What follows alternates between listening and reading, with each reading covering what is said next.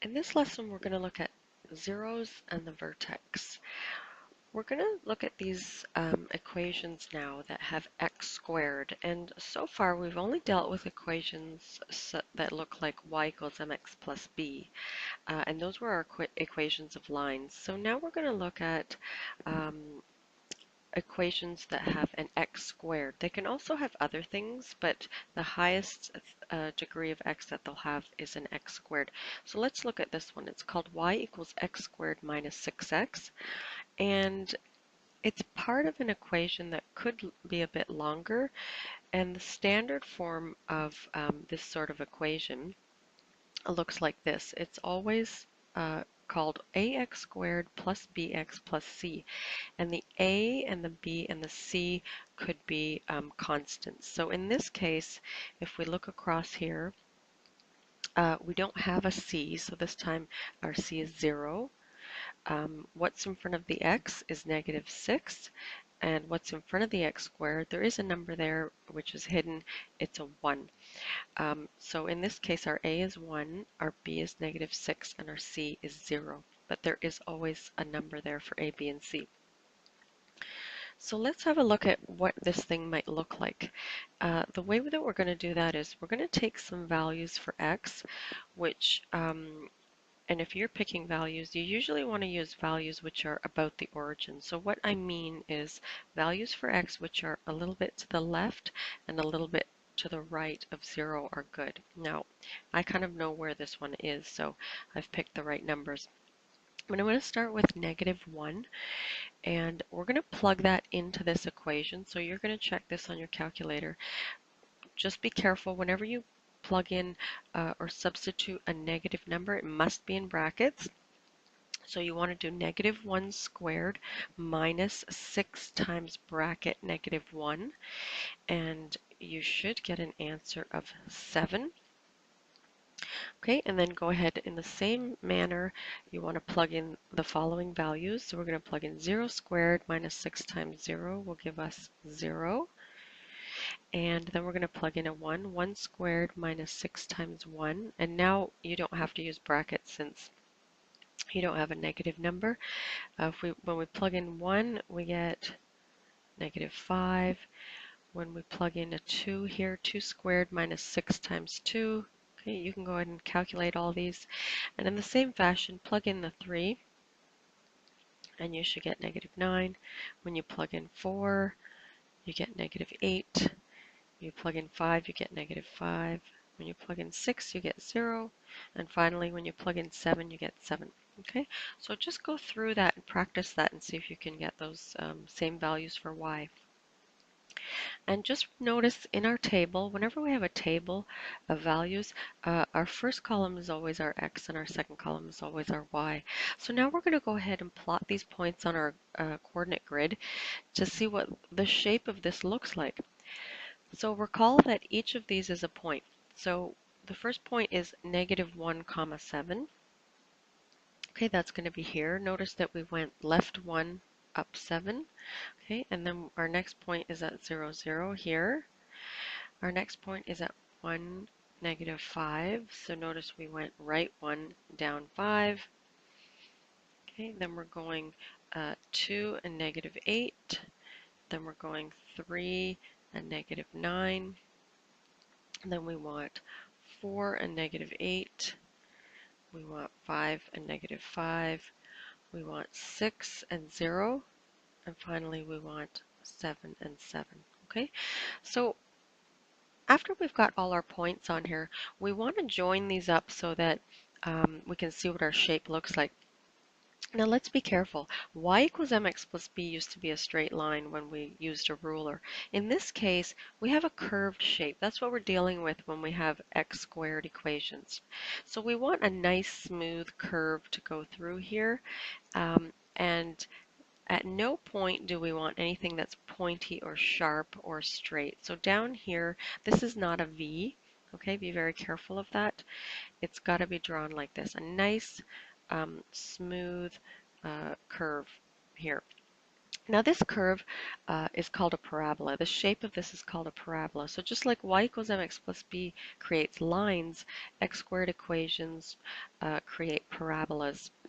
And they can go in one of two directions. They can go upwards like this, or they could be downwards as well. And we'll talk about that on the next page. Let's look at a couple of characteristics of this shape, which are important. Let's talk about this point here. This point is special because it's the lowest point that we have. It could be the highest point as well, but it has a special name, and that's called a vertex. So we need to remember that.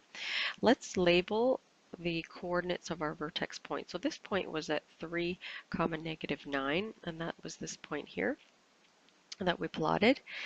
And also, there's another special thing about parabolas. They are symmetrical about what's called the axis of symmetry.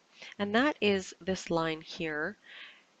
This line is a place where I could fold this parabola in half and get a mirror image. So notice if I folded my page in half, this side would create a mirror image of this side. And notice how we write the axis of symmetry. It's called x equals 3. Why? Because that's where it crosses the x-axis. So notice right here, 1, 2, 3. That's where it crosses the x-axis, this line. So we always write it as x equals 3. We don't just write the number 3. So be careful in writing that. Notice that it's also the x-coordinate of your vertex. That's where the axis of symmetry is. So we could write, just pick the x value of your vertex and write x equals that number. So we also want to look at these other 2 points are very special. It's a place where this curve or graph goes through the x-axis. So where does our blue curve cross the x-axis? There's 2 points, one here and one here. Those are called zeros, or our x-intercepts. So notice x-intercept kind of sounds like intersect, and hopefully that's how you can remember it. And I'll tell you why they're called zeros in a moment. But let's identify what these points are. So this is at 0, 0, and this is at 1, 2, 3, 4, 5, 6, and 0.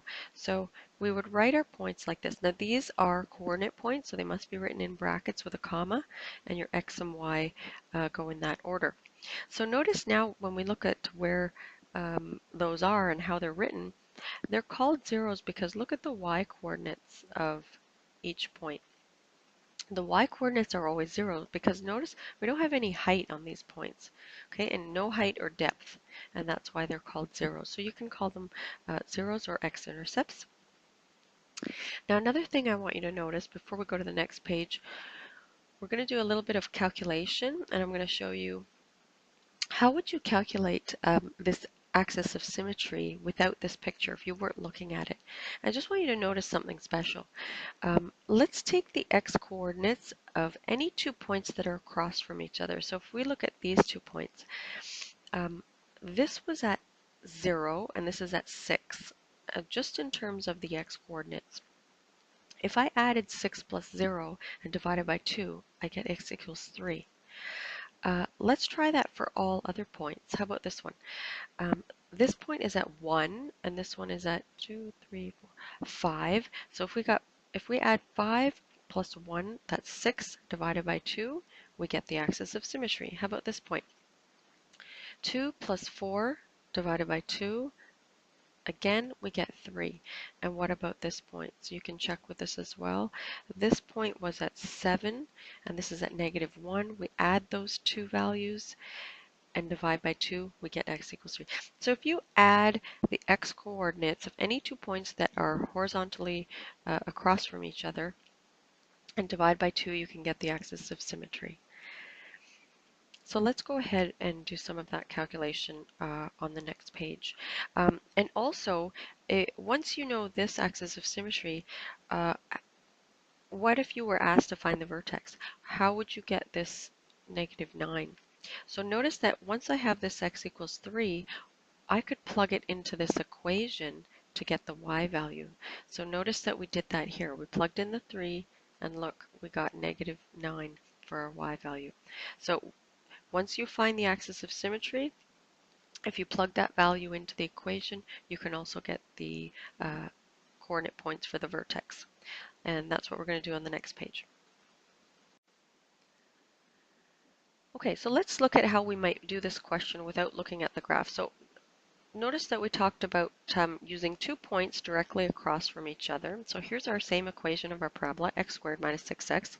And the 2 points that I've got in blue here, the 2 top points, we had 1 and -5. Oh, this is another pair actually.